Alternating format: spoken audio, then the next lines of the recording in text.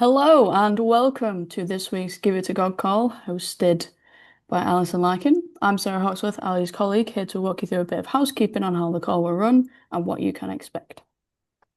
Ali will open the call in a few moments and she'll speak on today's theme for 50 to 60 minutes, and we will then open the call for 30 minutes of Q&A. There's two ways you can interact during the Q&A.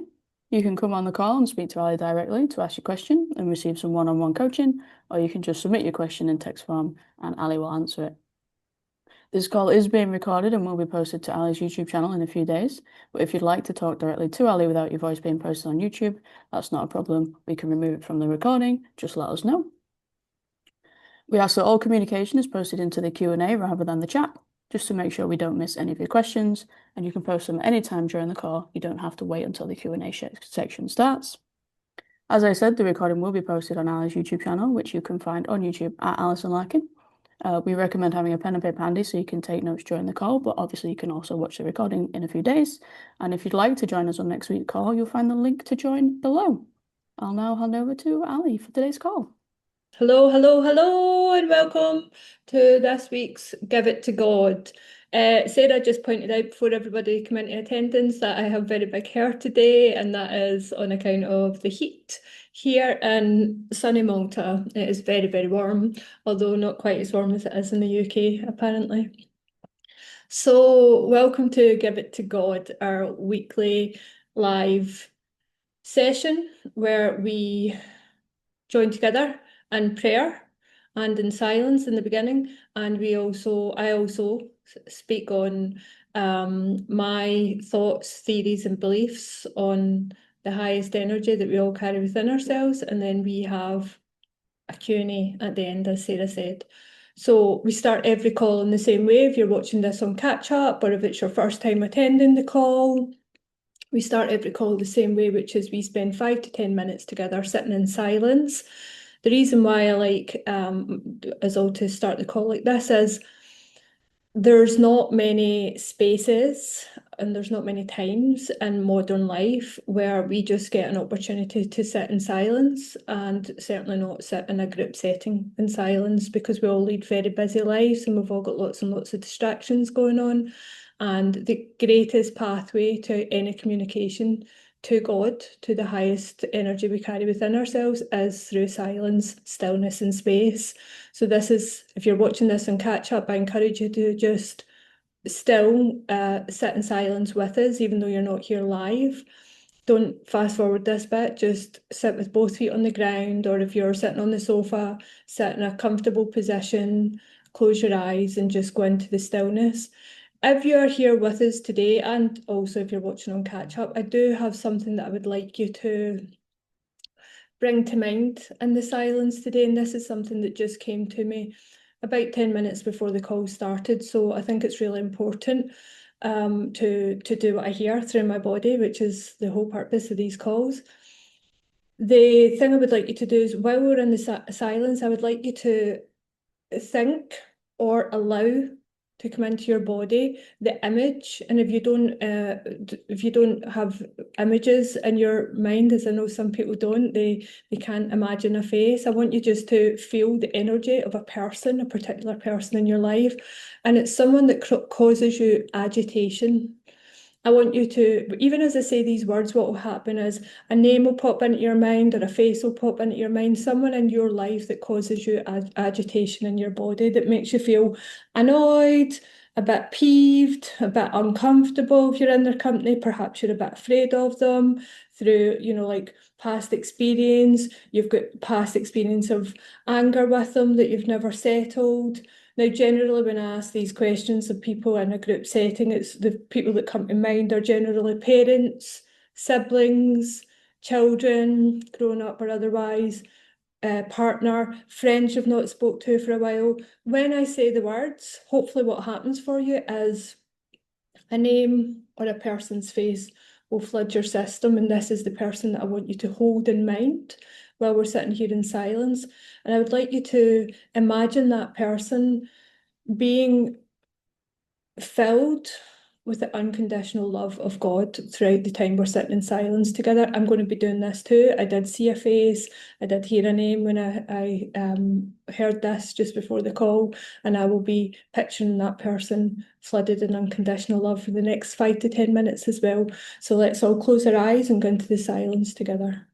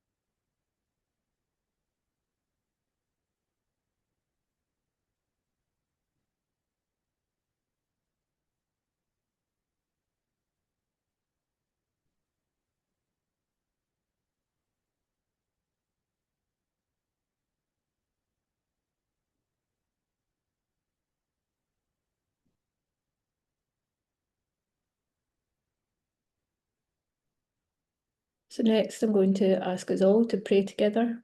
But first of all, this is one of your first times on the call or first time watching on catch up, then I'll just tell you what my definition of prayer is and why we do it here. So what is prayer? Prayer is a conversation with God.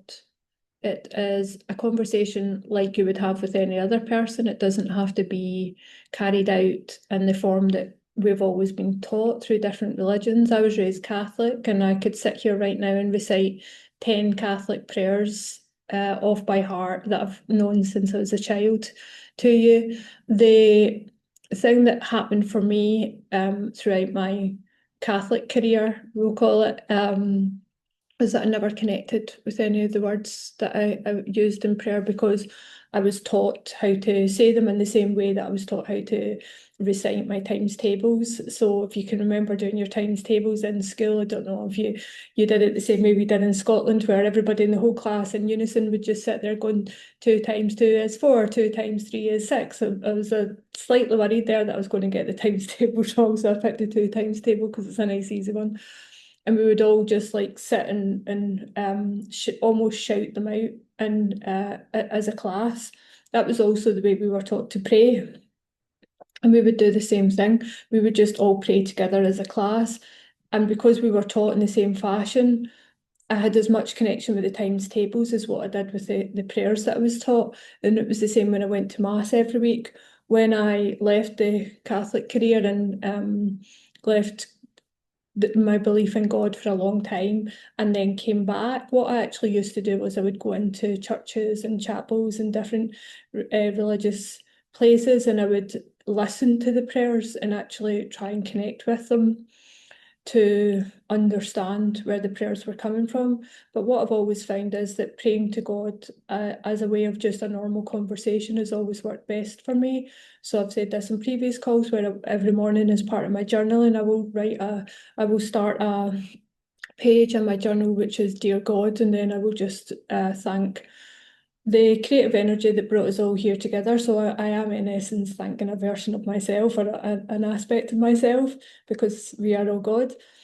I thank God for waking me up, for waking up my children and all those I love, and for giving me a brand new day with which to create whatever I want to create, and also to take part in the creation process of everyone around me and watch as the day unfolds and see what God is bringing towards me for my evolution, for me to look at other people in terms of a mirror and understand what needs to be looked at within myself by looking at the people that are in my life, which is one of the reasons why I wanted us all together to call into our minds the person in our lives or the people in our lives that causes some agitation, because I would like to bring their energy into this room with a view of holding them in prayer and holding them in the comfort of unconditional love and curiosity, which is the foundation of God and the foundation of our highest selves. So even now, as we go into prayer, I would like you to hold the vision or the name of that person in your body and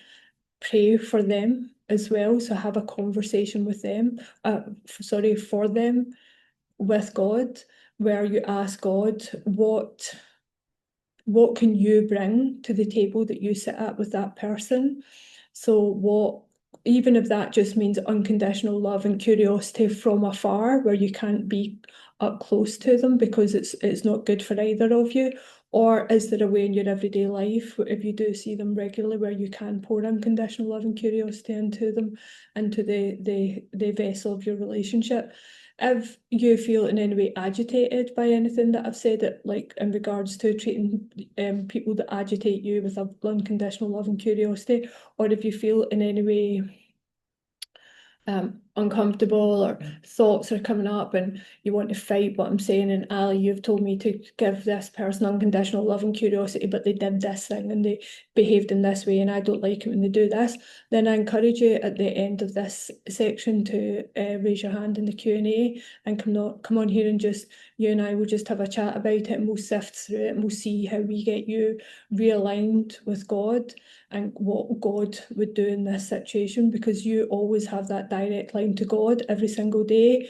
It's a direct line. It is a direct communication. God, the creative energy that you hold within yourself, wants to be aligned with you, wants to have a conversation with you, wants to be at one with you at all times. And everything in your life that looks like agitation, that looks like disruption or chaos or discomfort, is a blockage between you and your communication with that energy.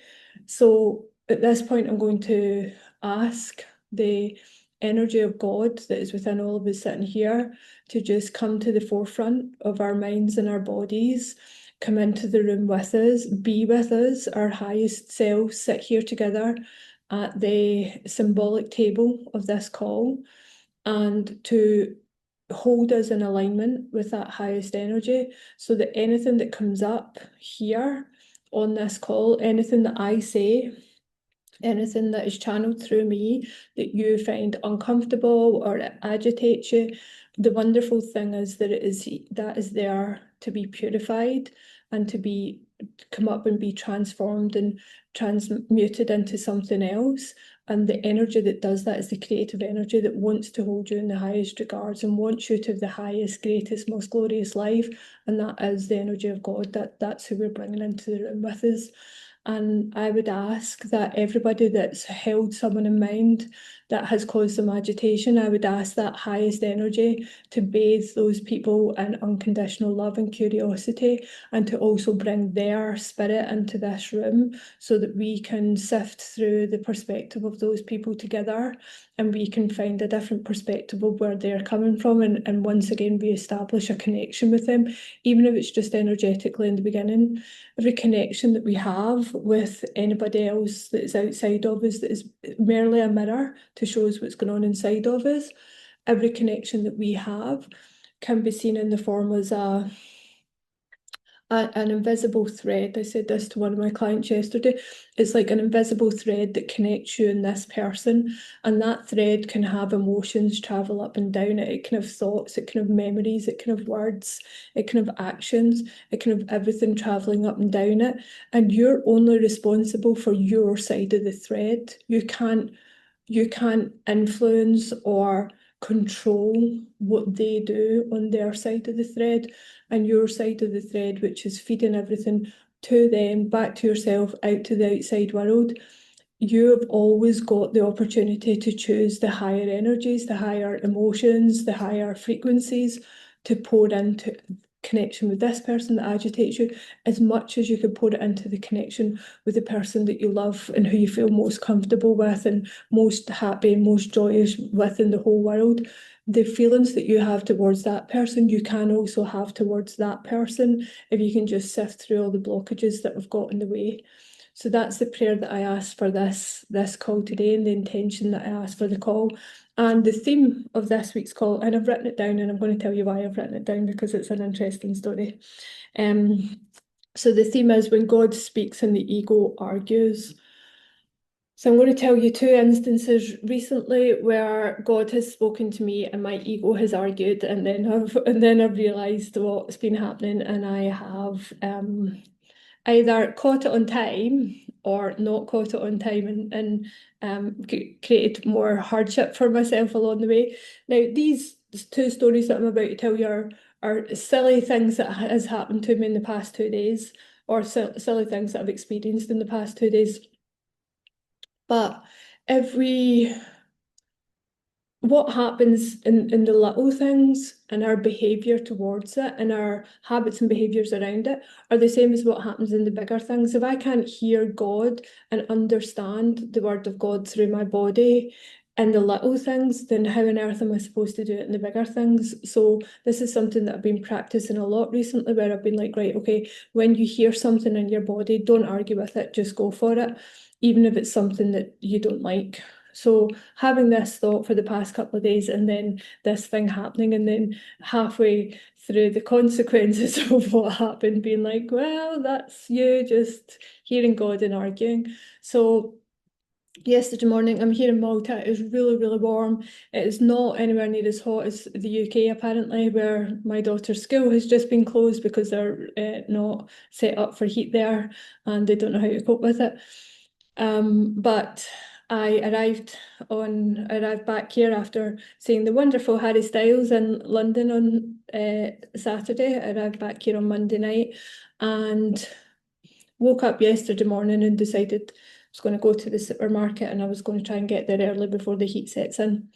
So I walked down to my second favourite supermarket in Malta. If you've ever been here in Malta with me, or if you've got any plans to come and see me in Malta, then you will know which one I mean. The supermarkets have a tier system here as they do in the UK. So I walked down and I bought 2 bags worth of shopping for a week. Not all the shopping, but enough of the basics for a week. I had a canvas tote bag, which is really quite sturdy, and I had bought a large carrier bag from the supermarket. I walked outside the store and I sound like my Canadian friends. I walked outside the shop, that's what we call it in the UK, and I had the canvas bag on my shoulder and I was carrying the carrier bag. And my first instinct was like, get an Uber back to the apartment. The apartment's about a 15-minute walk. Some of it's uphill by this point because I had gone a couple of wee detours on the way down to the supermarket. I'd gone by the sea. I'd done some other things. I was not there quite as early as what I'd hoped I would, so the sun was quite high in the sky. And my first instinct was like, just get an Uber or a Bolt, as they're called here in Malta. Just get a Bolt back to the apartment. And immediately I argued with myself. And by the way, it's not like a luxury to get a boat or that it's expensive or anything like that. It's literally like €3, which that's UK about £2.50 or something. They arrive quite quickly, they drop you off quickly, it's a great service. On reflection later on, I realised that there was a reason why I didn't do it, and it came to me why I didn't do it, and it also helped me understand a lot of other things that's been happening in my life recently, so that this is why these things happen. I'm standing there with the bags, and there's loads of young boys sitting outside where I would have sat down to wait for the boat, and I was like, no, I'm not going to get it. I'll just walk. The bags aren't heavy. It's only a 15-minute walk. It's the sun shining, it's fine.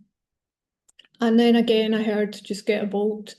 And I was like, no, no, no, no, in my head. I wasn't doing it out loud, by the way. Like the boys weren't watching some mad Scottish woman talk to herself. But I was like, no, I can do it. I'll just walk up the hill. When I tell you I got to the bottom of the hill that the supermarket was on, and already I'd regretted my decision. And because I'm now in the main part of the town where there's like a big roundabout and all the streets are really busy, I was like, I can't order a Bolt from here. Really, the best place to order it from would have been up there. And I could practically see the apartment from where I was. And I was like, why did I not just get the Bolt? And it wasn't the fact that the bags were heavy or anything like that, it was the heat. It was really, really warm, and I'm carrying 2 bags and I'm walking up the hill, and I hadn't slept well the night before because I had got in from the airport late, and loads of other stuff had happened. There was work getting done outside the apartment that meant I hadn't slept great. And all of this contributed to my intuition, which first of all we can talk about that, which is your intuition is God, okay? Your intuition is the highest energy, the highest creative energy that is always creating the best possible path for you. That's regardless of, a physical path for me to get home or your path through life. Your intuition is a set of instructions from God straight to you. It's basically an instruction manual that we hear audibly through our body. It is God, the very highest energy we've got on this planet, saying, do this in this way because it's going to benefit you, right? So my intuition told me to do this thing, and my ego argued against it.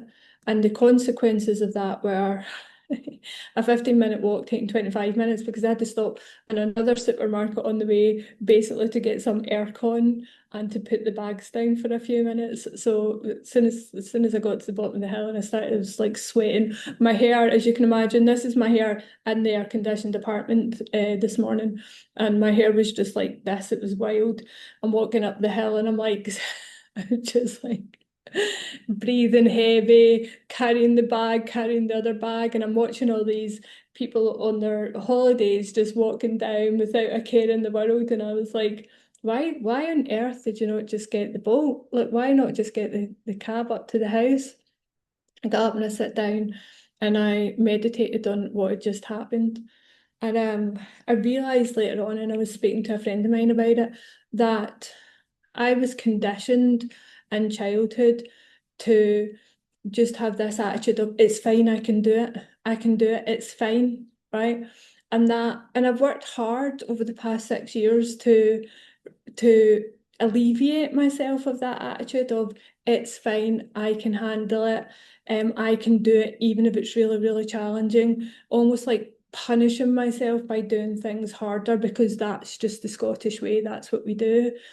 And I was speaking to my friend about it and I explained that as a child, my parents didn't drive. My mother, there was 7 of us in the house. My parents had 5 children. My mother would get the bus into the local supermarket. She would fill up the trolley with food for the week. And then she would call my dad from the payphone in the supermarket, and she would tell him what bus she's getting back, and he would be looking out the top window in our house, watching for the bus coming up the hill, and then he would go out and he would help her from the top of the stairs down. And sometimes we would be asked to go up as well, more often than not, we would be asked to go up as well and help carry the shopping down the back stairs. And many times when I would bump into my mother in the supermarket and she'd be laden down with bags, I've got images in my head of my mum carrying all the bags, and she was tiny. She was like 5 foot and just like always carrying loads of shopping bags everywhere she went because we didn't have a car. And there was the thing now with ordering your food from the supermarket, that came probably, that started in Scotland when I was in my late teens. I can vaguely remember one particular supermarket that my mother used to go to, that she would get the food delivered from there, and she would go in and she would come out with no bags and she'd be like, oh, the food will be delivered in however many hours. And the other thing about that was, that's just come into my mind, is that we would, because there's so many of us, and we would quite often, there'd be nothing left in the fridge, there'd be no food left in the fridge in the cupboards, and my mum would go into the supermarket and then she'd come out empty-handed and we would all think she was going to come home with food. And we'd be like, where's the food? And she'd walk in empty-handed. Oh, the food's getting delivered in 3 hours from the supermarket. And we'd all be like, oh, right, but we wanted a biscuit now. You know, we were kids. We were like, oh, we wanted something to eat now. And we'd be sitting there hungry, waiting for it to come. But this memory, this habit and behaviour, this way of being that was ingrained in me as in childhood of, well, you just carry the bags, that's what you do. Like you just get on with it. It's a very Scottish stoic way of being. You just get on with it. And then growing up and going on this journey that I started in 2020 and realising life doesn't have to be that way. There's actually easier ways to do things and you can do the easier things. Now, my parents would probably think, maybe not, they maybe wouldn't now, my mother's passed away, but they maybe wouldn't now, but then for sure in the 80s and 90s, that getting an Uber or a Bolt, and then it would have been a taxi of a space where you could walk 15 minutes, would have been seen as a waste of money, would have been seen as a ridiculous way to spend money. No, you could just walk or just get the bus. There was no buses going up to the apartment, or I would have maybe done that. I'm not even sure. I probably would have still walked. And I think there was part of that as well. Like I can't sit here and go, well, no, I've definitely overcome all of those, money blocks that I grew up with or money beliefs that I grew up with. I think that there's probably still some in there that like to come up, to be seen, to be released, to be let go every now and again. And perhaps yesterday that was one of them.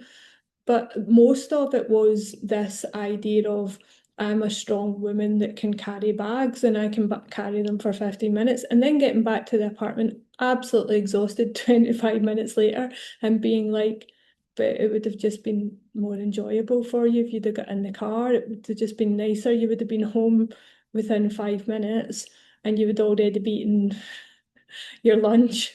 Instead, you've just sweat buckets and had to go into another supermarket and buy stuff from the other supermarket on the way, or else I just look like I'm hanging about on the way just so that you could get aircon. And this was one of those instances where my body spoke, God spoke, my intuition spoke, and my ego figured out a way to make it that my ego knew best, and my ego absolutely did not know best. So later on yesterday, I was going out again. I was going somewhere else, and I make this cup of tea every week at this time, and then I get so busy chatting that I don't drink the tea, and then I've got to heat it up when I'm finished. So I saw it there, and I was like, I'm going to have a wee drink of that. So later on in the day, I had to go out somewhere, and again, it wasn't hugely far. And I was like, no, I'm getting an Uber, like I'm getting a Bolt. I'm not making that same mistake twice because I did have a bag with me that was quite heavy. And I was like, yeah, I'm not making that same mistake twice. This time I'm going to um get in a cab and just go that way. And I got in the cab and it's air conditioned and the guy's chatting away and the music's on and stuff. And I was like, this is much nicer. This is a much nicer way to travel than what I did this morning.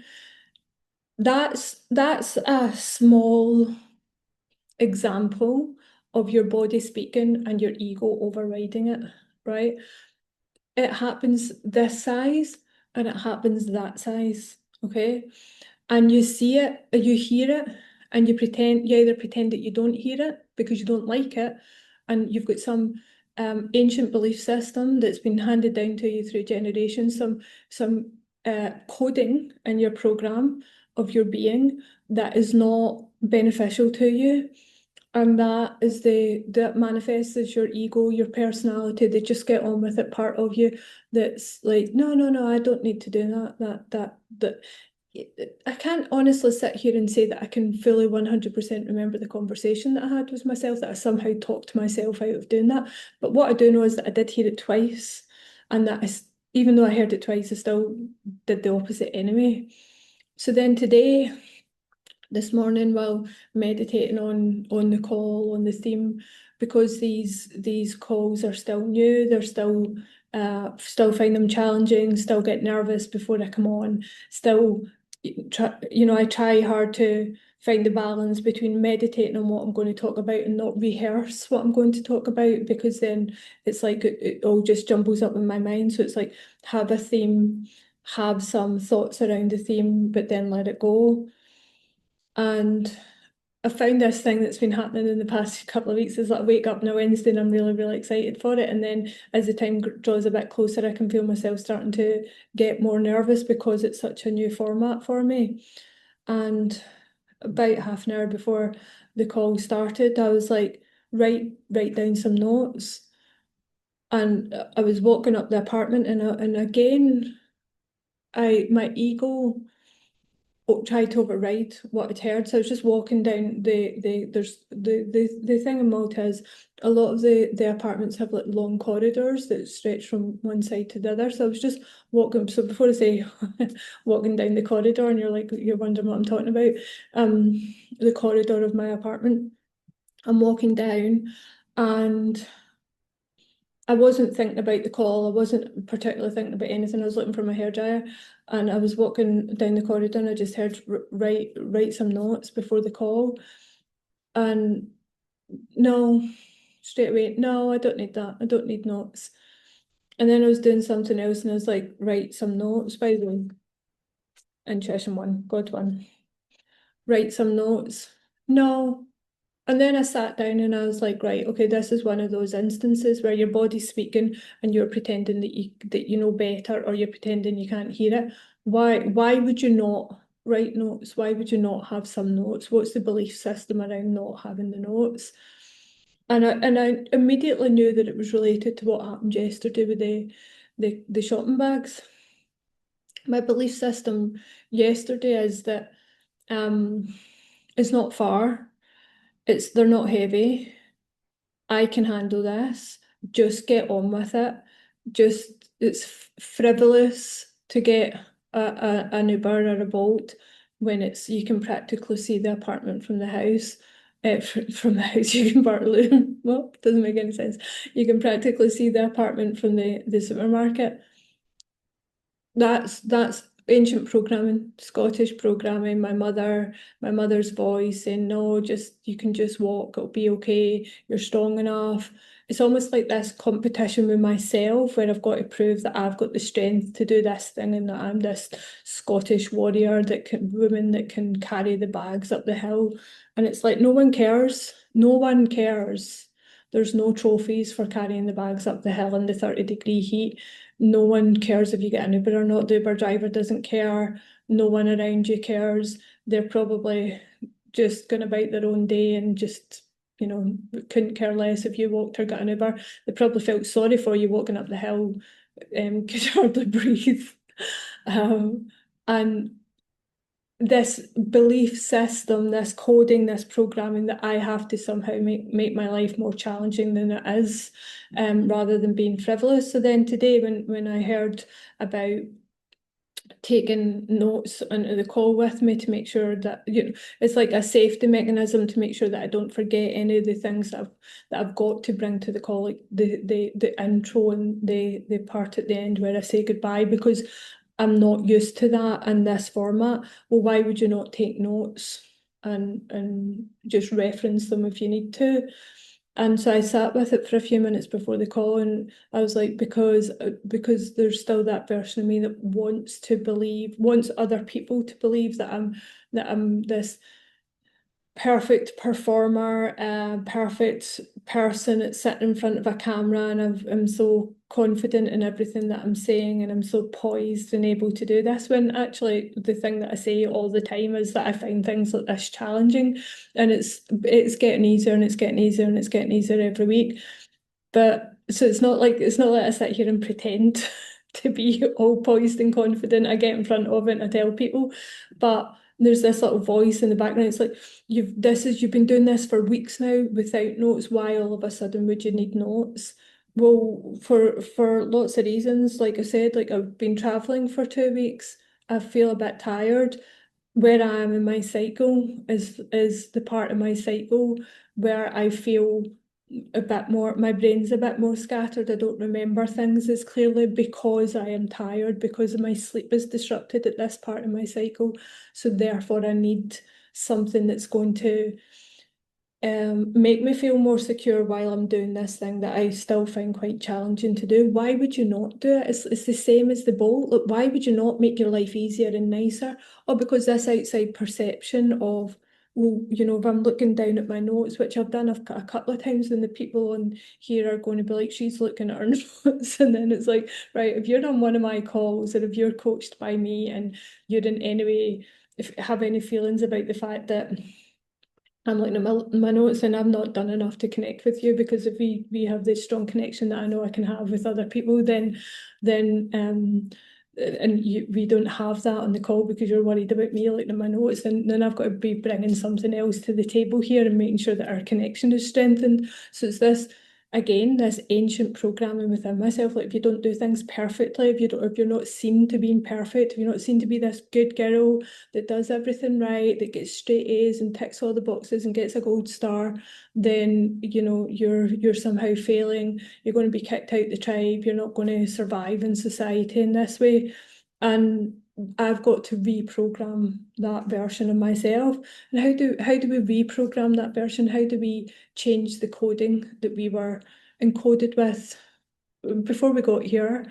through our DNA of our parents, when we got here through the environment that we grew up in, and also we continue to encode ourselves with our belief systems and our habits and behaviours that we have absorbed and created without conscious awareness to keep us safe in society. How do we recode that? How do we change the programming that has been coded in us for so long? Well, the answer is always by giving it to God, which is the purpose of these calls.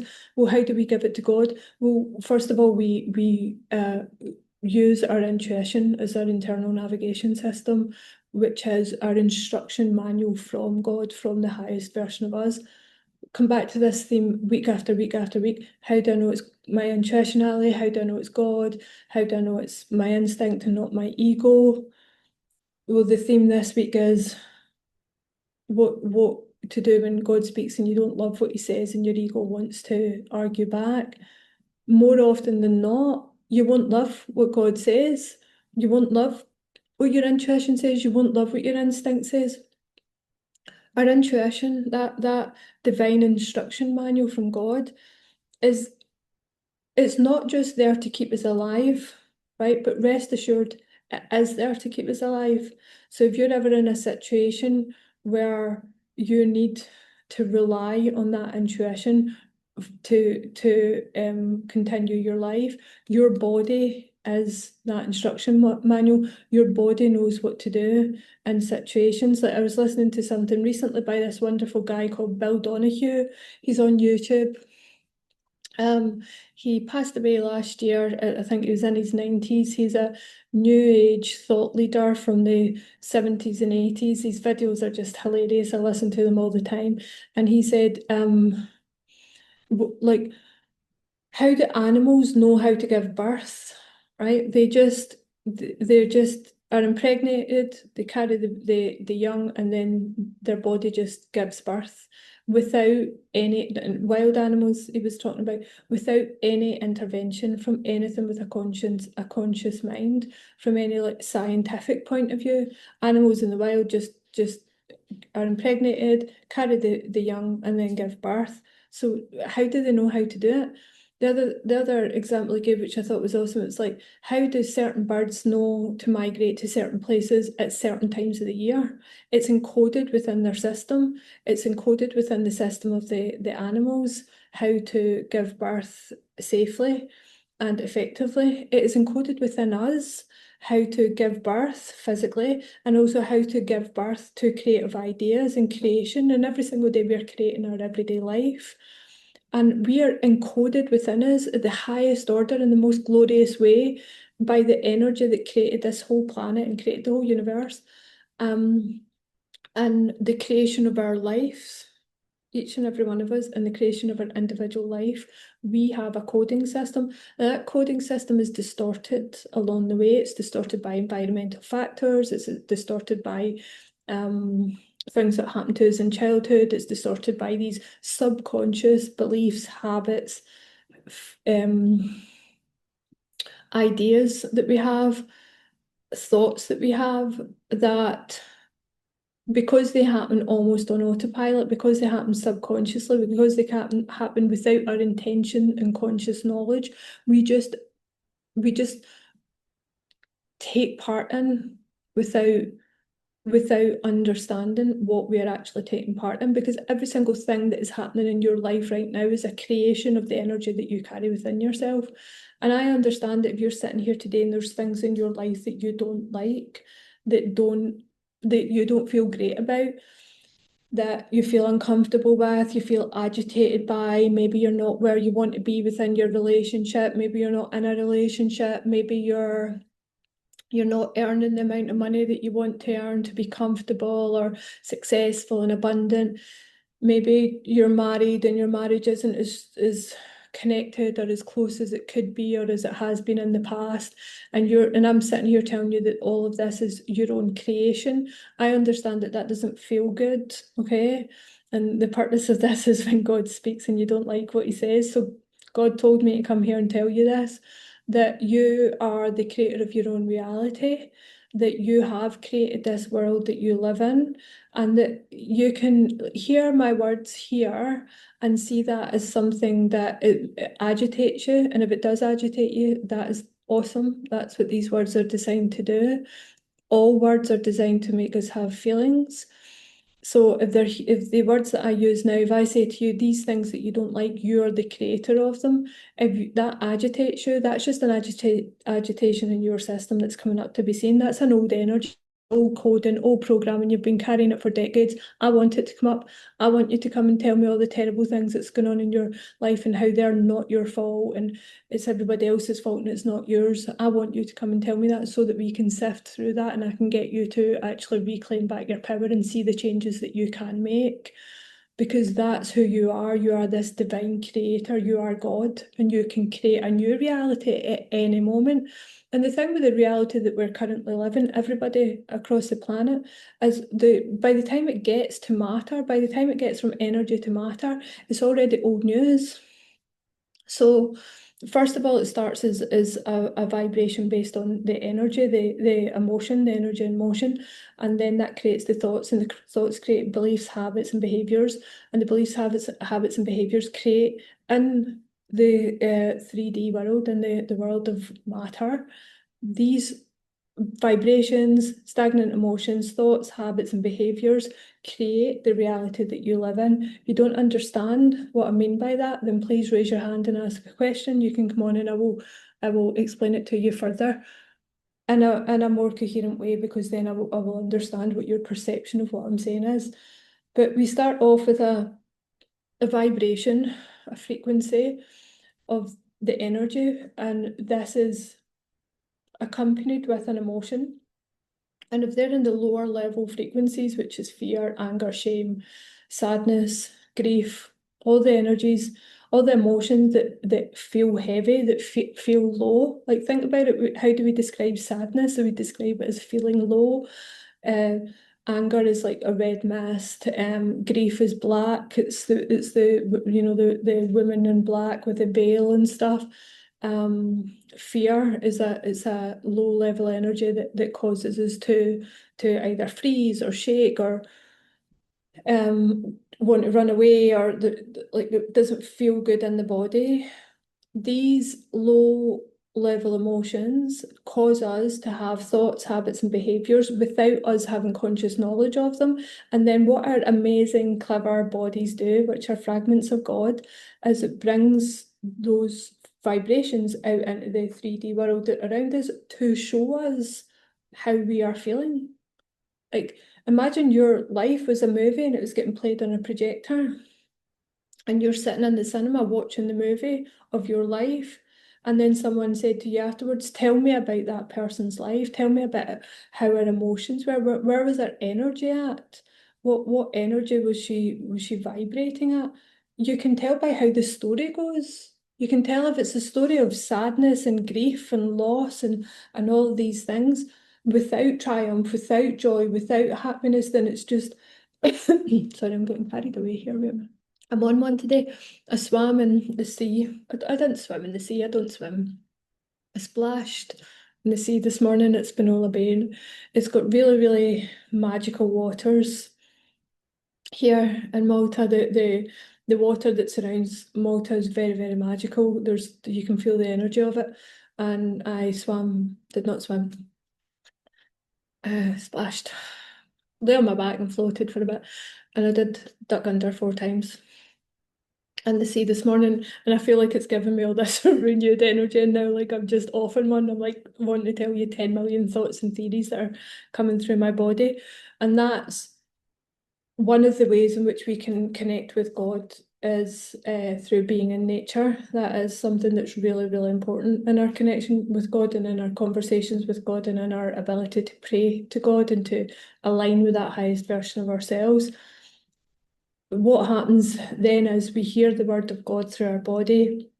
It speaks to us through our intuition, through dreams, through flashes of inspiration that comes, that we often don't like, because it is asking us to change the status quo, and our ego will come up with 10 million reasons why we don't need to do that thing.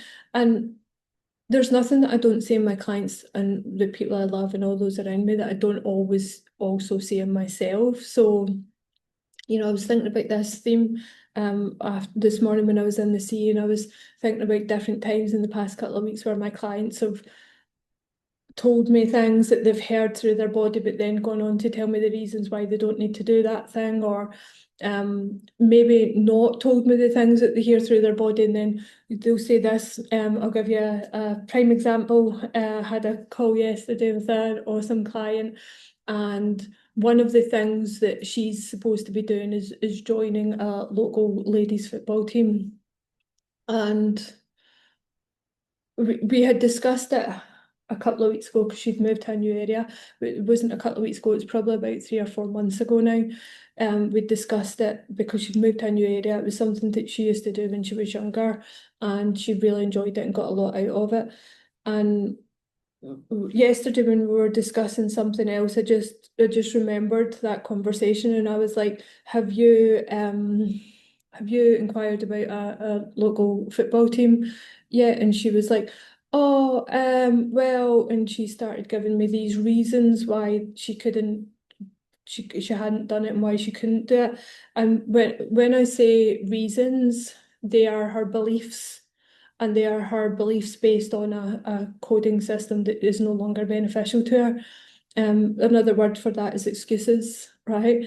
And one of those definitions of it feels okay, and we can handle it, and the other one does not feel so good, but they both mean exactly the same thing. It's a reason or an excuse, but it's still the same story. And she told me that, her knee had been playing up, something had happened, all these other wonderful, wonderful reasons and excuses and stories about why she couldn't join the go and look for a ladies football team. And then she said, "Oh, actually, I saw a picture for one. I saw an advert for one, and I took a photo of it." And I was like, "Oh, when?" And she told me when it was, and I was like, "Why haven't you done anything about it?" And she said, because of this reason, her knee was hurting. And I was like, "Okay, hurting enough that you can join the football team?" No. And her knee's not been hurting for that long either.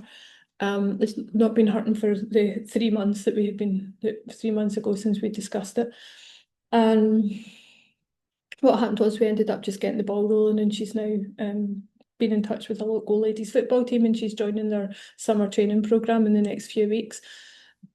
What happened was she was out walking and she saw a sign, because we had been talking about her joining a local ladies football team. She saw a sign. God spoke to her through that sign. That is her, the energy within her, that's God, brought that sign towards her. That is not a coincidence. She's walking along the road, and she sent me the picture. And by the way,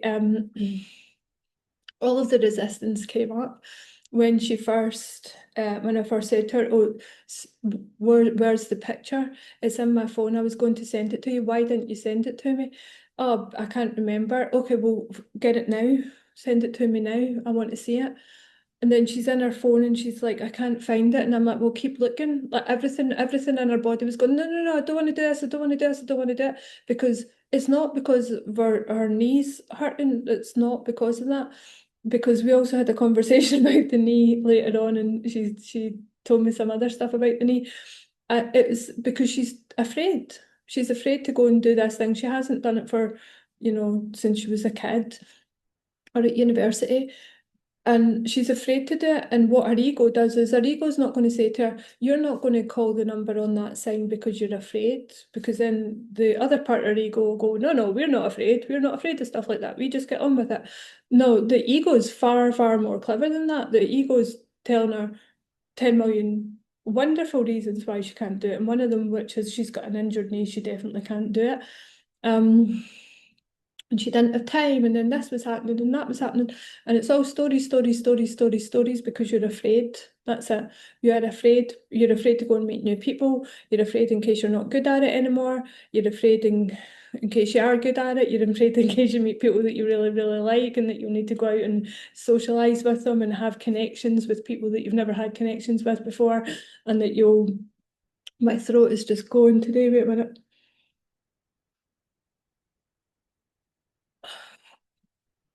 Too excited, too excited, too excitable. So it's not my knee's hurting or this has happened or this, it's not.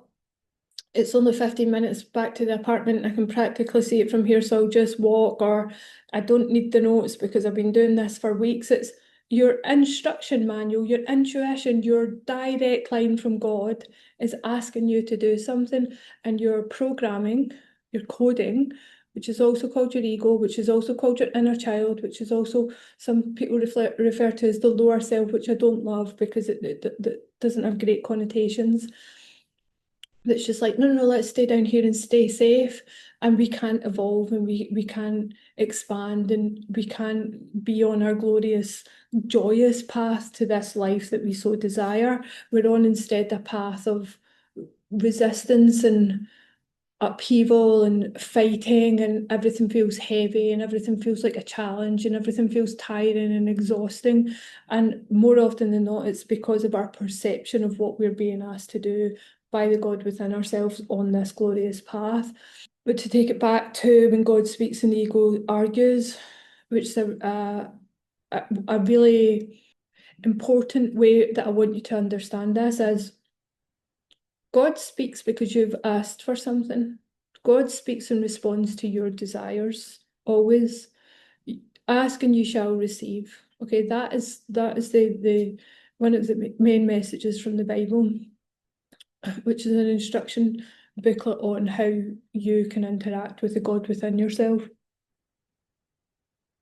regardless of what people have interpreted it as down through the generations.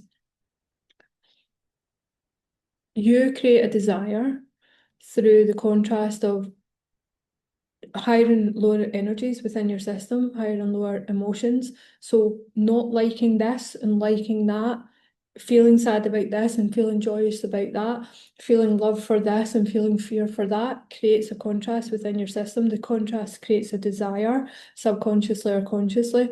The desire will eventually come from the subconscious into the conscious mind. It will eventually come from the manifestation. So it will eventually be manifested from the vibrational frequency of the emotion. So to put this into a real life term, it's like I'm in a country where it rains every single day, and I want to live in a country where it doesn't rain every day. It's got more sunshine. Then what happens is you start to notice the rain. And then it's like, I dislike this, I dislike the rain, I don't like it, I don't feel comfortable, I don't like not being able to be outside, I don't like not being able to swim in the sea every day. And so you start off with a dislike, and then, or sometimes you start off with a wish, with a desire, which is the love for something different, the desire for something different. And that creates within you a desire that God, that energy that you carry within you, which is, remember, the creative energy, which is the energy of creation. So it's the exact same energy that God is what you're using to create the contrast within your system to then create, I've got this thing here and I would like that thing over there. So then you don't have that thing over there while you're here, okay? So you're here and you desire something that's over there. And I don't mean physically, but it could also be physically. I mean symbolically. So you're here and you desire something that's over there. How do we get you from a vibration of here to there? Because that life that you want that's over there, that's manifesting at a different frequency than the one that you currently have. How do we know that? Because you don't currently have it. If you're vibrating at the frequency of that, you'd already have it. So you don't have it. So there's something within your system that needs to be cleared between here and there. So how do we do that? How do we clear it?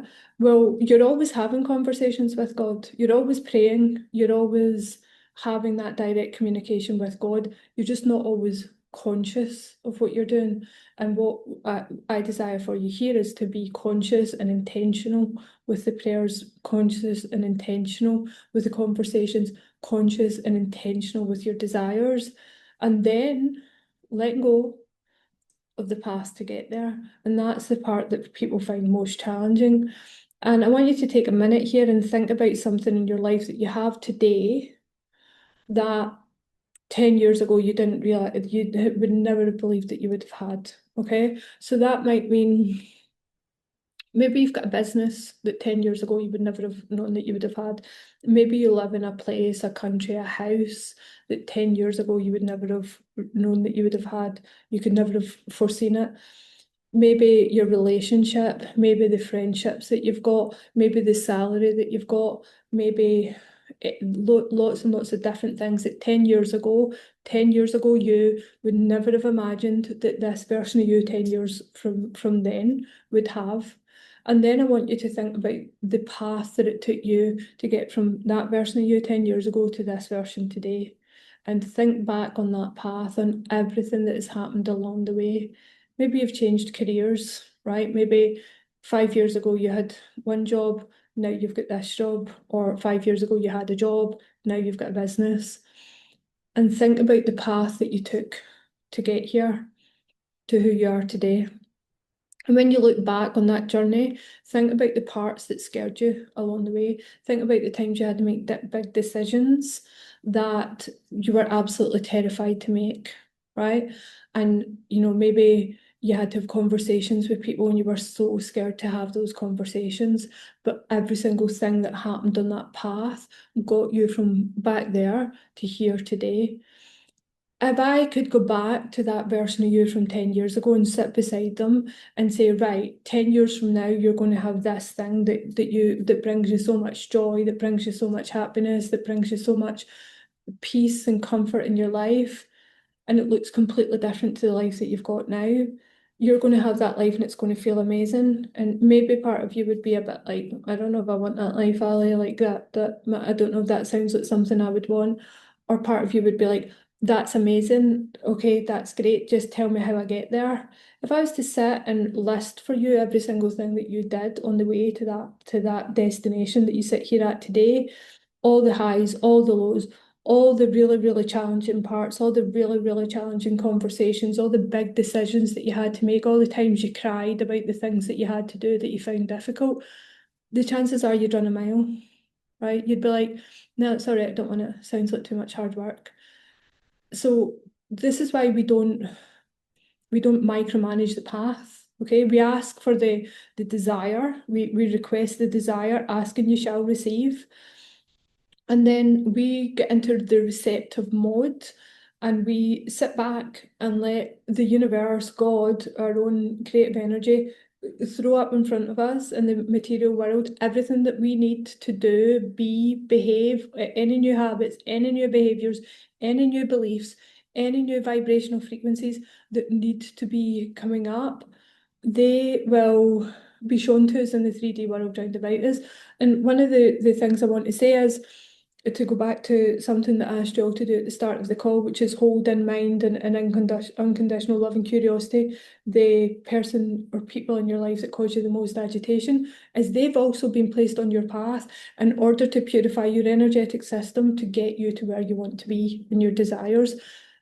Now, you might have a hard time believing that, okay? And I want you to trust me on it.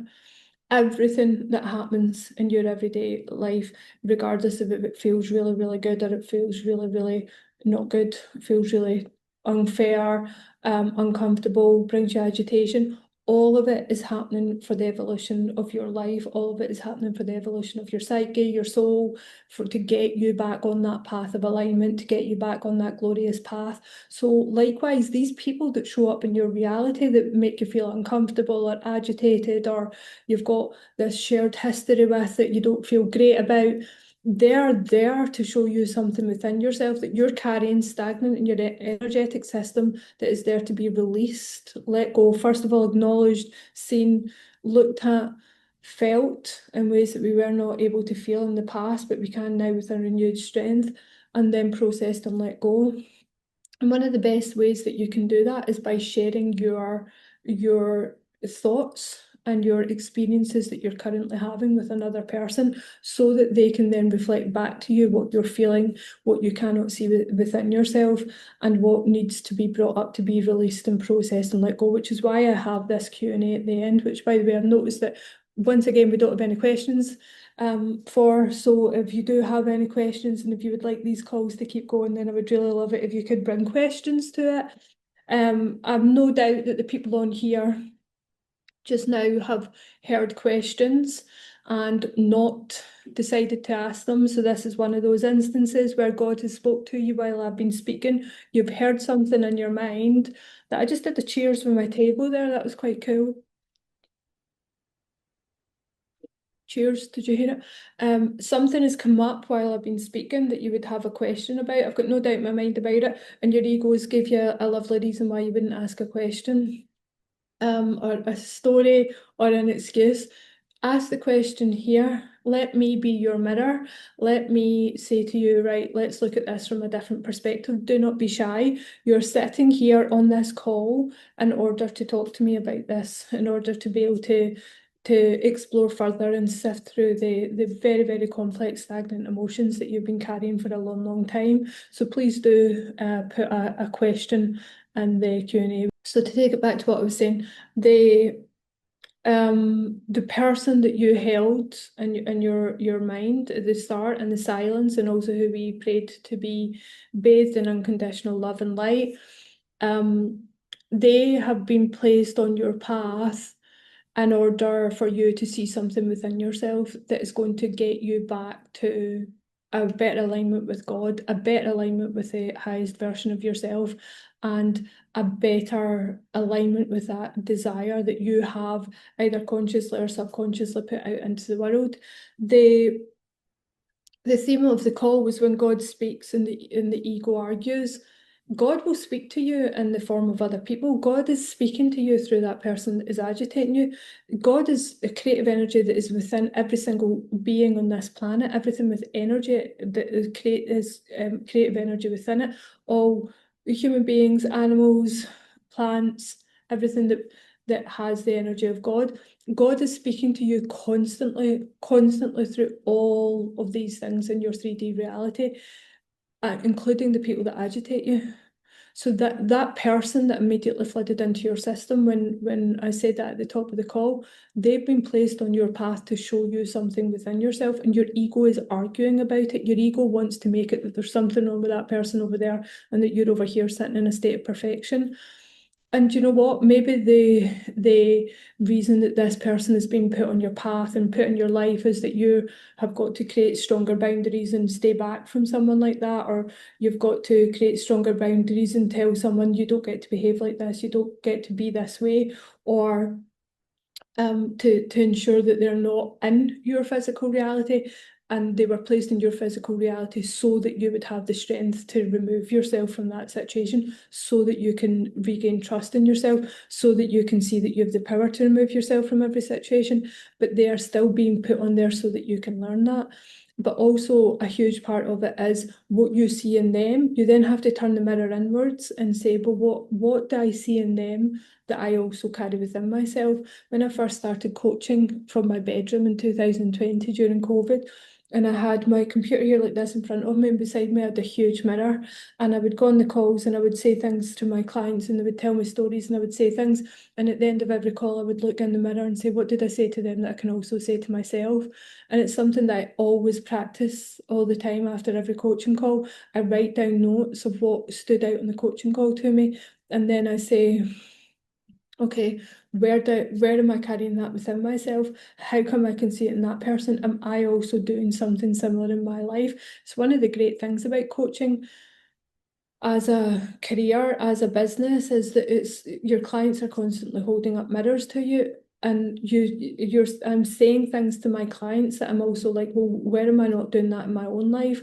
Where am I not bringing my best self to the table if my client's not doing it? But that's true in everything in life. That's true in every single relationship that you have. If you've got a friend that agitates you a bit, it's like don't look at her. Look in the mirror. If your husband is doing things that agitate you, don't look at him. Look in the mirror. If your mother, father, sibling, child, anybody is doing things that agitate you, don't look at them. Look in the mirror and reclaim your power. Regain your power. Realign yourself with that energy that you carry within yourself, which is the energy of God. God is speaking to you in every single situation. You're just pretending you can't hear, and your ego is going like this over the top. How do we get back in touch with God? How do we get back into an open conversation with God? One of the easiest ways to do it is to sit in silence, stillness, meditation, get in nature. you aren't near the sea, get under a tree, sit under a tree in silence. Don't have your phone, don't have music on, don't have your earphones on, none of those things. Just sit, just yourself, just staring off into space, just being with nature, being with the trees, being in the sea, being in the garden, sitting in silence. When you hear that, the words of your intuition, and they come up through your body and they come in fast and it comes in like lightning speed and then goes out again, and your ego immediately goes, no, no, no, we don't need to do that, we don't need to do this. And it's really, really clever, and it tells you all these reasons why you don't have to do it. That's God speaking and your ego arguing back. Also, one of the very best ways is to ask someone else to hold the mirror up for you and ask and tell someone your feelings so that they can then reflect back to you. Someone you trust, someone that you love, someone that you admire, someone whose advice that you would take. Because when you do that, when you verbally voice your fears, your worries, your desires, the vibration of your voice and the vibration of the voice of the person that's speaking to you, and your ability to together sift through the complexities of the lower energies that could be holding you back from those higher energy desires creates like it's like a magic between the two of you, that two, there's that saying, a problem shared is a problem halved. Other perspectives, get the perspective of someone you admire, get the perspective of someone you trust, get the perspective of someone who's living the type of life that you want to live. And by the way, that doesn't mean they've got a mansion or they've got a big huge car and dripping with diamonds. I like the best. I've got this like 5-year-old version of what someone who's really wealthy is like, they're dripping with diamonds. Just realised that. What it means is that they live with integrity, they live with truth, they're peaceful, they're calm, they're connected to God, they've got a strong connection with God. They love you unconditionally. They love themselves unconditionally. They love other people unconditionally. These are the kind of people that you want to be having conversations with, that you want to be bringing your problems to the table with. Someone that's going to be looking at everything from a place of unconditional love and curiosity, both for you, the other person, the other people that's in the situation, and everything else that's going on. God will constantly be speaking to you, and if he can't get your attention through your own intuition and your own instinct, then he's going to place people on your path that are going to say the things that you need to hear. And the thing is, you're probably not going to like what's being said, and that's how you know that it's God, and that's how you know you're being asked to level up, and you're being asked to expand your levels of consciousness, and you're being asked to get bigger and bigger and bigger and get back on that glorious path to reach your desires, because you have consciously or subconsciously desired something different in your life. And this is why these things are happening, and this is why these things and these people are showing up in your life. Didn't get any questions this week. Hopefully get some questions next week, and I will be back next Wednesday. So the comments, I think Sarah said in the comments, or the link is below, I think it's what she said. Yep, she said the link is below for a chance to join us next week on our call. We're here every Wednesday, 2 p.m. UK time. Regardless of where I am in the world, I know that it's 2 p.m. UK time. Sometimes my time zone changes, but that time does not. The link is in the comments to join us. Just register for the call. You can come and just listen, or you can pop a question in the Q&A. There's a new theme every week. I talk for 60 minutes and then we do a Q&A at the end, where you've got a chance to be open coached by me, and we will sift through any perspectives that you've got that are holding you back on the glorious path to your highest desires. Thank you for listening. Thank you for joining. Thank you for being here with me today. And I look forward to seeing you all next week. Thank you.